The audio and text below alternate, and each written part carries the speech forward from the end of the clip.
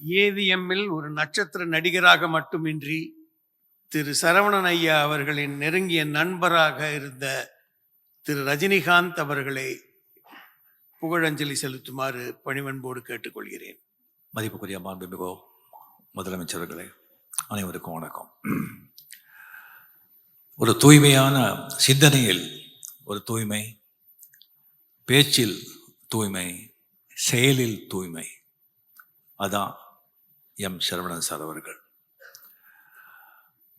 முதல்ல நான் 75 அவர்கள் ஷூட்டிங்கு ஏவிஎம் ஸ்டுடியோவில் ஷூட்டிங் பண்ணிட்டு இருக்கோம். அப்போ ஒரு பெரியவர் முன்னால் போயிட்டுருக்காங்க. ஒரு வேஷ்டி, ஒரு ஜிப்பா, ஒரு துண்டு போட்டு, பின்னால் ஒரு கை கட்டி வெள்ளை ஷர்ட்டு வெள்ளை பேண்ட் போட்டு போயிட்டு இருந்தார். அப்போ கமல் சார் எனக்கு சொன்னார், அவர் தான் ஏவிஎம் செட்டியார் சார், அவர் பின்னாலே போகிறவர் தான் சரவணன் சார் அப்படின்னு சொல்லி. 75 அவரை பார்த்தது, அதுக்கப்புறம் தூரத்துலேருந்து பார்க்கறது தான். அதுக்கப்புறம் 1980 3 முரட்டுக்காலை படம். சரியா ஏவிஎம் ப்ரொடக்ஷன்ஸ் படங்க தயாரித்து 8 வருஷங்கள் ஆன பிறகு மறுபடியும் இண்டஸ்ட்ரிக்கு வந்த படம். அந்த முரட்டுக்காலை படத்தில் என்ன ஹீரோவாக புக் பண்ணியிருந்தாங்க. அது ஏவிஎம் செட்டியார்கள் சொன்னது அப்படின்னு சொல்லி நான் கேள்விப்பட்டேன். அப்போ சரவணன் சார் ஆஃபீஸில் நேராக அவரை சந்தித்தேன். அந்த ஒரு ஆஃபீஸ் அவ்வளோ க்ளீன், அவ்வளோ நீட், வெல் டெக்கர்ட், அந்த மாதிரி ஒரு வைப்ரண்ட், ஒரு பாசிட்டிவிட்டி. நானும் எத்தனையோ அரசியல்வாதிங்க ஆஃபீஸுக்கெல்லாம் போயிருக்கேன், மல்டி பில்லியனியர் இண்டஸ்ட்ரியல் ஆஃபீஸுக்கெல்லாம் போயிருக்கேன். அந்த மாதிரி நான் ஆஃபீஸ் நான் பார்த்ததே கிடையாது. அந்த ஆஃபீஸில் போனவங்களுக்கெல்லாம் தெரியும் எப்படி இருக்கும் சரவணன் சார் ஆஃபீஸ் அப்படின்னு சொல்லிட்டு. அவர் கூட நான் கம்பெனியில் 11 படம் பண்ணியிருக்கேன். 9 படம் எஸ்பி முத்துராமனோடவே பண்ணியிருக்கேன். ஒவ்வொரு படத்துலையும் கதை நம்ம கேட்கவே வேண்டாம், எல்லாமே அவரே ஃபுல்லாக ரெடி பண்ணி, எந்த ஆர்டிஸ்ட்டுக்கு எந்த மாதிரி படம் பண்ணணும், எந்த மாதிரி கதை பண்ணணும், அவங்க ஃபேன்ஸ் என்ன விரும்புகிறாங்க, அது சக்ஸஸ் ஆகிறதுன்னு எப்படின்னு சொல்லிட்டு எல்லாம் அனலைஸ் பண்ணிவிட்டு, அந்த ஸ்க்ரீன் ப்ளேயும் பண்ண வச்சுட்டு, அந்த ஆர்டிஸ்ட்டுக்கு எந்தெந்த கேரக்டருக்கு என்னென்ன பண்ணணும்னு சொல்லிட்டு இது பண்ணி, மியூசிக்கில் இருந்து எடிட்டிங்கில் இருந்து எல்லாத்துலேயும் அவர் கை இருக்கும். ஆனால் அது யாருக்கும் தெரியாது. எப்படி இந்த கண்ணன் மகாபாரத குருஷேத்திர யுத்தத்தில் எந்த ஆயுதமும் வேண்டாமல் ரதத்திலே உக்காந்துட்டு எப்படி ஜெயிச்சானோ, அந்த மாதிரி ஒரு ஆஃபீஸ்லேயே உக்காந்துட்டு எல்லா படத்தையும் ஜெயிக்க வைப்பார், எல்லா படத்தையும் வெற்றி படமாக்குறாரு. எத்தனையோ ஒரு இன்சிடென்சஸ் இருக்குது அவரை பற்றி சொல்கிறதுக்கு. ஒன்று மட்டும் நான் இது இப்போ சொல்கிறதுக்கு நான் சொல்கிறேன். அதாவது எஜமான படம் உதயகுமார் டைரக்டர், அவருக்கு அந்த கதை சொன்னாங்க, ரொம்ப நல்லா இருந்தது. அது நல்லவருக்கு நல்லவன், ரொம்ப சென்டிமெண்ட்டாக ரொம்ப நல்லா போன படம் அது. அப்போ சரவணன் சார் சொல்லிட்டு இருந்தாங்க, இதே மாதிரி ஒரு சென்டிமெண்ட் படம் எடுக்கணும் அவர் பிரதர், நல்ல கதை பிடிக்கணும்னு சொல்லியிருந்தாங்க.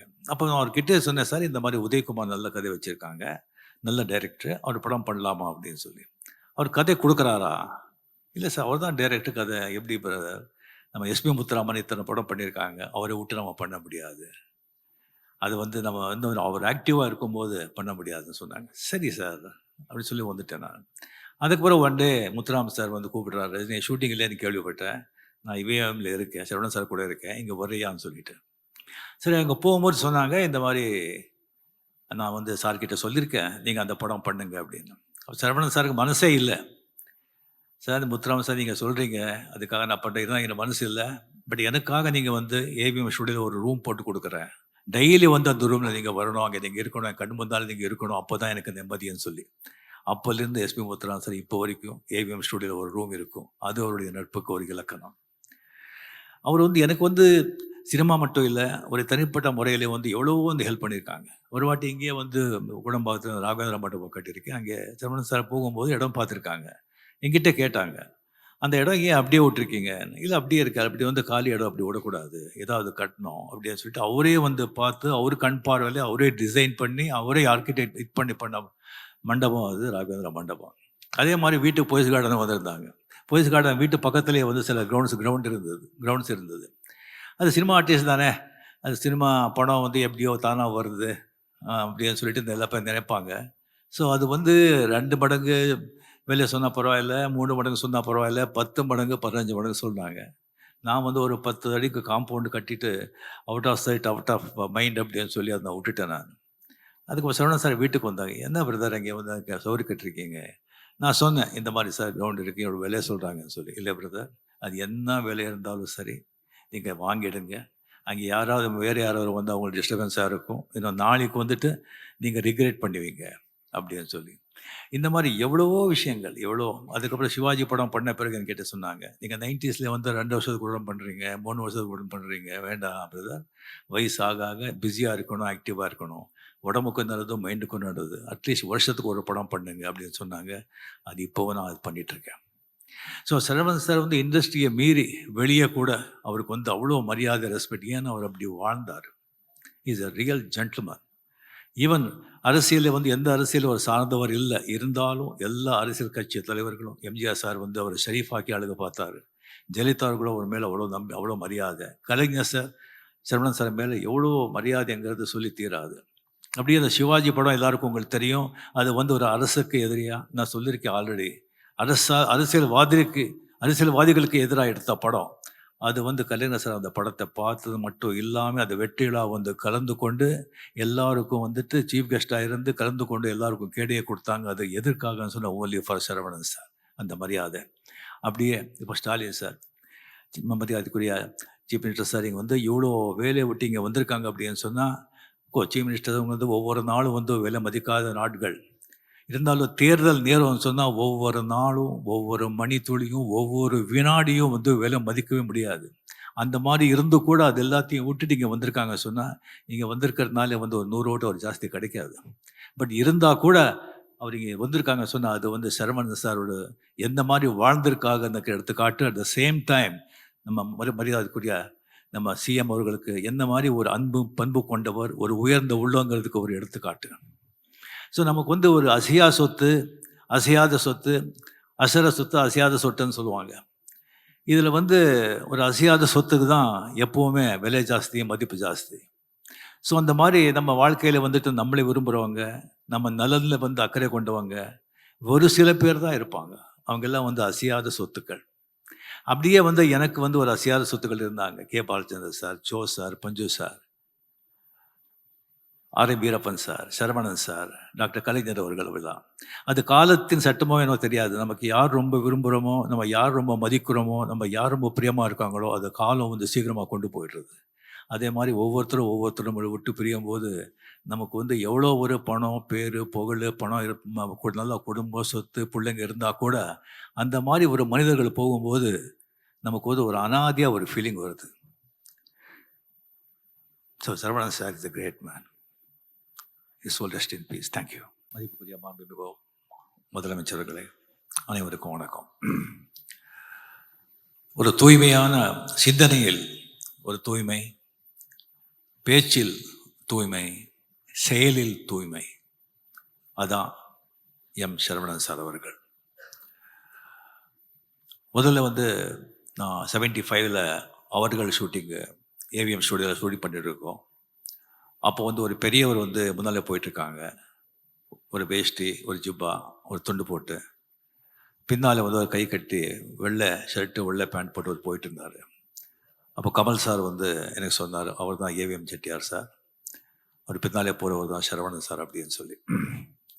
75ல் அவரை வந்து பார்த்தது, அதுக்கப்புறம் தூரத்துலேருந்து பார்க்கறது தான்.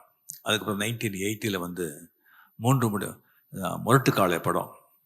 சரியா, ஏவிஎம் ப்ரொடக்ஷன்ஸ் வந்து படங்களை தயாரித்து 8 வருஷங்கள் ஆன பிறகு மறுபடியும் இண்டஸ்ட்ரிக்கு வந்த படம்.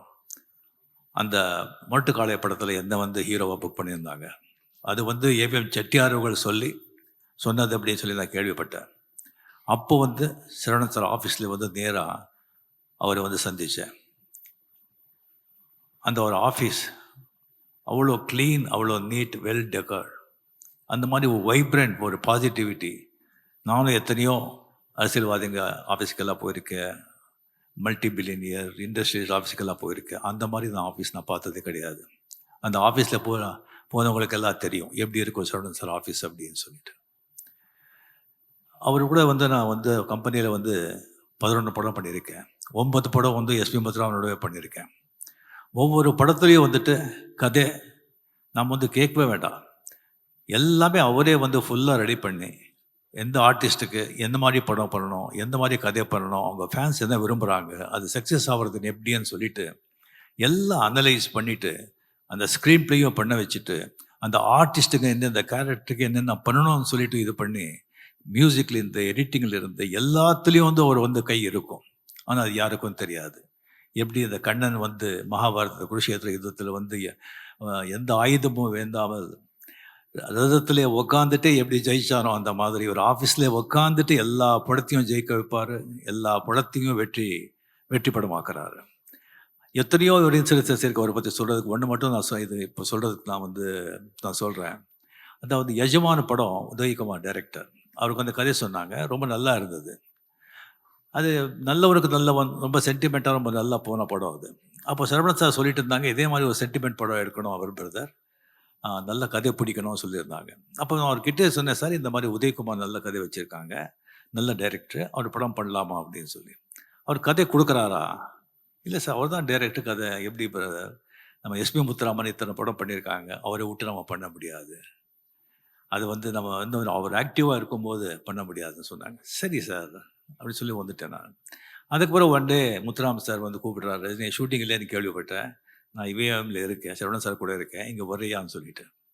சரி, அங்கே போகும்போது சொன்னாங்க, இந்த மாதிரி நான் வந்து சார்கிட்ட சொல்லியிருக்கேன், நீங்கள் அந்த படம் பண்ணுங்க அப்படின்னு. சரவணன் சாருக்கு மனசே இல்லை. சார் முத்துராமன் சார் நீங்கள் சொல்கிறீங்க, அதுக்காக நான் பண்ணுறேன், தான் எனக்கு மனசு இல்லை, பட் எனக்காக நீங்கள் வந்து ஏவிஎம் ஸ்டுடியோவில் ஒரு ரூம் போட்டு கொடுக்குறேன், டெய்லி வந்து அந்த ரூமில் நீங்கள் வரணும், அங்கே நீங்கள் இருக்கணும், என் கண் முந்தாலும் நீங்கள் இருக்கணும், அப்போ தான் எனக்கு நிம்மதின்னு சொல்லி. அப்போலேருந்து எஸ்பி முத்துராமன் சார் இப்போ வரைக்கும் ஏவிஎம் ஸ்டுடியோவில் ஒரு ரூம் இருக்கும். அது அவருடைய நட்புக்கு ஒரு இலக்கணம். அவர் வந்து எனக்கு வந்து சினிமா மட்டும் இல்லை, ஒரு தனிப்பட்ட முறையில் வந்து எவ்வளவோ வந்து ஹெல்ப் பண்ணியிருக்காங்க. ஒரு வாட்டி இங்கேயே வந்து குடம்பாக்கத்தில் ராகவேந்திர மண்டபம் கட்டியிருக்கேன், அங்கே சரவணன் சார் போகும்போது இடம் பார்த்துருக்காங்க. என்கிட்ட கேட்டாங்க, அந்த இடம் ஏன் அப்படியே விட்டுருக்கீங்க? இல்லை அப்படியே இருக்கு, அப்படி வந்து காலி இடம் அப்படி விடக்கூடாது, ஏதாவது கட்டணும் அப்படின்னு சொல்லிட்டு அவரே வந்து பார்த்து, அவர் கண் பார்வையில் அவரே டிசைன் பண்ணி, அவரே ஆர்கிடெக்ட் இது பண்ண மண்டபம் அது ராகவேந்திர மண்டபம். அதே மாதிரி வீட்டுக்கு போய்ஸ் கார்டன் வந்திருந்தாங்க. போய்ஸ் கார்டன் வீட்டு பக்கத்துலேயே வந்து சில கிரவுண்ட்ஸ் இருந்தது. அது சினிமா ஆர்டிஸ்ட் தானே, அது சினிமா படம் வந்து எப்படியோ தானாக வருது அப்படின்னு சொல்லிட்டு இந்த எல்லா பேர் நினைப்பாங்க.